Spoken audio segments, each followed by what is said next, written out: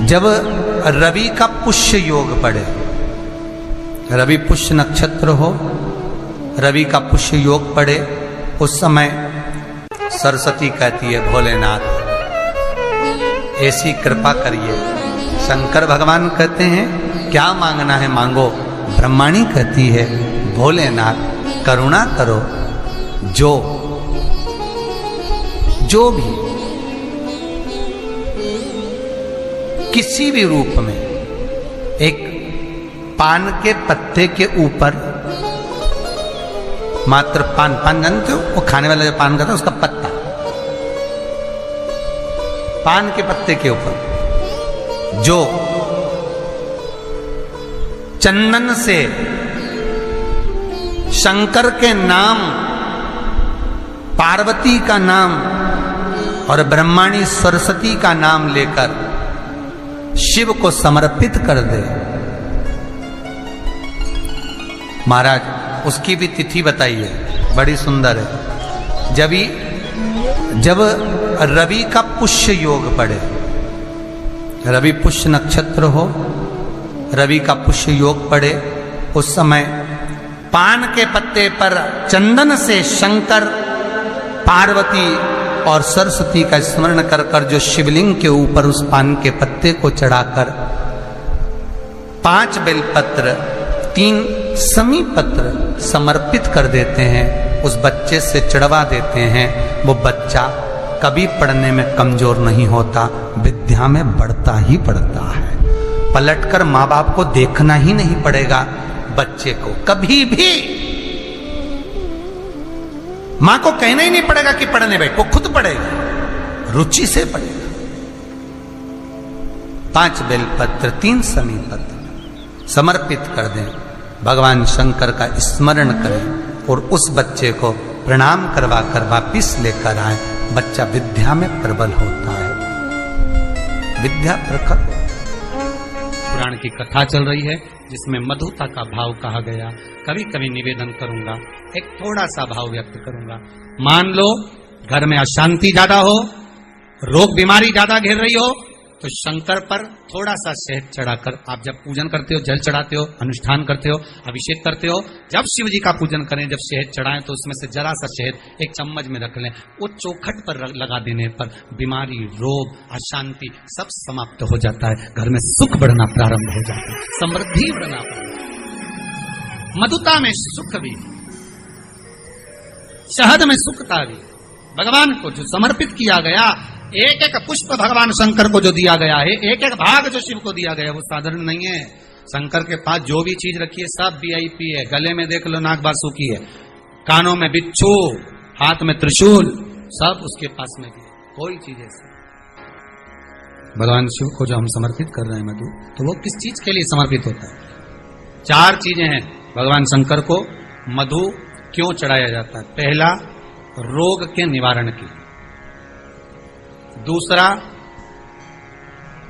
शरीर की जो नाड़ियां हैं जो चोक हो जाती हैं, ब्लड को रोक देती हैं जाने के लिए, उसके लिए भी शिव को शहद चढ़ाया जाता है।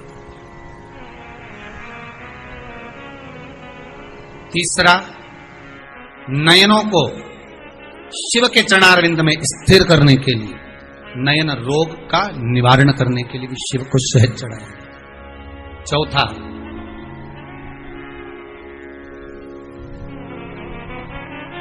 भगवान शंकर छोटे छोटे जीव जो शिव से दूर नहीं है, कंकर से जो चिपके हुए हैं, जो कहीं जा नहीं सकते, उनको कोई पूछता नहीं, सब उनके विपरीत हैं।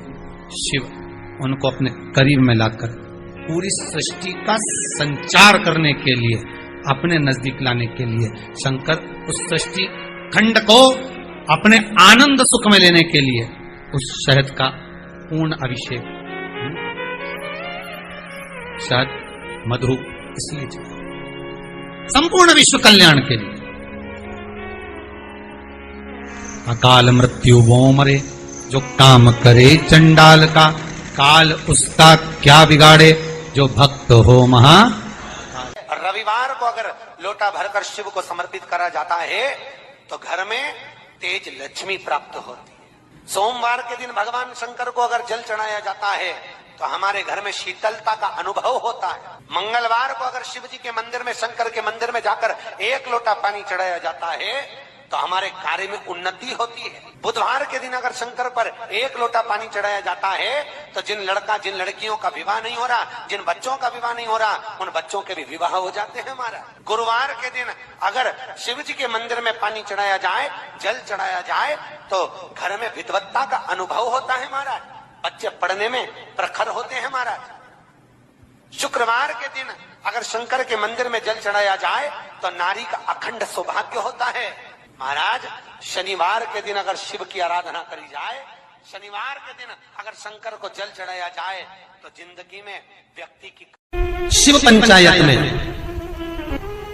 गुड़, चावल, लाल फूल और लाल मिर्ची के 11 दाने पानी के कलश में तांबे के लोटे में लेकर हाथ को ऊंचा कर कर नेत्र, नासिका, वक्षस्थल के सम्मुख में जो सूर्य नारायण को अर्घ देता है, जल चढ़ाता है, पर जो सूर्य को अर्घ रविवार के दिन दे देता है, अगले रविवार तक पैसे की आवक आना प्रारंभ हो जाती है। जो आज तक फोन नहीं उठाता वो फोन उठाना चालू कर देता है। दुर्वासा जी से पूछते हैं इसको कहां लेकर जाऊं, मेरी पत्नी को कहां ले जाऊं, ये दरिद्रता जाए तो जाए कहां, इस दरिद्रता को कहां लेकर जाऊं, कहां रखूं इसको। इतने में दुर्वासा जी ने कहा, सुन दुस्साह मुनि, अपनी पत्नी दरिद्रता को अगर कहीं लेकर जाना है तो जो नारी, जो स्त्री शाम के समय पर चोटी करती हो, झाड़ू लगाती हो, या जो स्त्री दोपहर में सोती हो, उसके घर में इस दरिद्रता को लेके प्रवेश कर जाना। वैसे मुझे उम्मीद है करमाला की माताएं दोपहर में नहीं सोती होंगी, जो दिन में सोती हो, जिसके यहां रात में बर्तन झूठे पड़े रहते हो, जिसके यहां रात्रि में बर्तन झूठे पड़े हों, उसके घर में इसको लेकर प्रवेश कर जाए। प्रवेश दरिद्र। महाराज भगवान विष्णु ने दरिद्रता देवी को देखकर कहा, अरे ओ दरिद्रता देवी, लक्ष्मी जी की बड़ी बहन ज्येष्ठा, आप पीपल के वृक्ष के नीचे बैठी हो, इस पीपल के पेड़ के नीचे हम लक्ष्मी जी के साथ शनिवार के दिन आपसे मिलने के लिए आए हैं। शनिवार के दिन जो पीपल के वृक्ष के नीचे दिया लगाएगा, उसके घर में कभी संपदा की कमी नहीं होगी। सारे दिन पीपल के वृक्ष के नीचे हमारा निवास होगा। इतने में दरिद्रता खड़ी होकर बोली, रे नारायण, तुमने अपने मन की बात कह दी कि 7 दिन तुम्हारे होंगे, ऐसा नहीं हो सकता, इसमें 1 दिन मेरा हो। तो भगवान विष्णु ने कहा, कौन सा दिन? दरिद्रता कहती है, रविवार के दिन इस पीपल के पेड़ के नीचे मैं नृत्य करूंगी, और अगर पीपल के वृक्ष के नीचे रविवार के दिन जो परिक्रमा करेगा या पीपल के पेड़ के नीचे आएगा, उसके साथ में उसके घर में प्रवेश करूंगी। इसलिए हमारे हिंदू धर्म में रविवार के दिन पीपल के पेड़ के नीचे नहीं जाया जाता, पीपल की पूजन नहीं करी जाती, पीपल की परिक्रमा नहीं करी जाती। कौन से दिन? जम के बोलो जरा, रविवार। और जिसके यहाँ दीवार पे पीपल लग जाता है, या कहीं पीपल का पेड़ लग गया अपने दीवार पर, घर में कहीं पर भी, तो पीपल निकालने का भी नियम है। अगर आप दीवार में से पीपल निकालोगे तो बार बार काटोगे, बार बार लग जाएगा, फिर काटोगे फिर लग जाएगा, फिर निकालोगे फिर लग जाएगा।